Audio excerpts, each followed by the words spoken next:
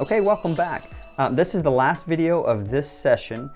So far we should have mapped out God's story and our story and learned how to combine God's story with our story to become our message using a storyboard approach and having each of those little boxes equal about a 1 to 3 minute little story so that you can better articulate God's message through you using your own voice. So hopefully this has been a help to you. I want to wrap all of this session up with this story. First off, go with me to page number 42 in your journals.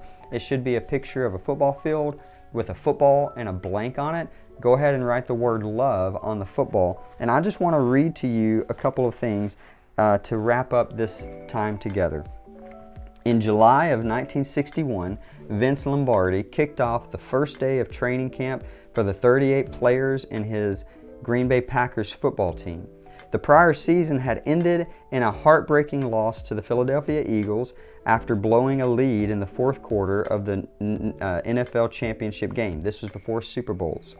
When the players came in to start training camp, they expected to immediately begin where they left off and work on ways to advance their game and learn fancy new ways to win the championship in the new season. When they sat down and began, Vince Lombardi held up a football and he said, "Gentlemen, this is a football."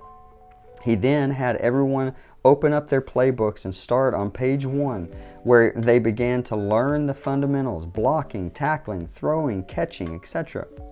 That was clearly not what they expected as players who were on the top of their game. This hyper-focus on fundamentals allowed them to win the NFL championship that season 37-0 against the New York Giants. Vince Lombardi went on to win 5 NFL championships in 7 years.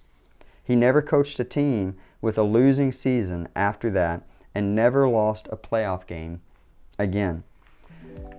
1 Corinthians chapter 13 verses 1, 2, and 3 says this: "If I speak in tongues of men and of angels, but I have not love, I am a noisy gong or a clanging cymbal.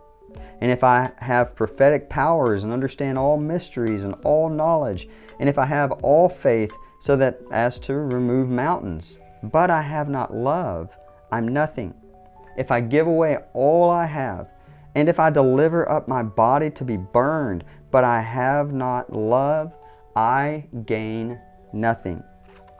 As we talk about our message, as we talk about God's story and our story combined to become our message, to share the gospel story, we have to always remember this is the football. Love is the football. Love is the most important thing.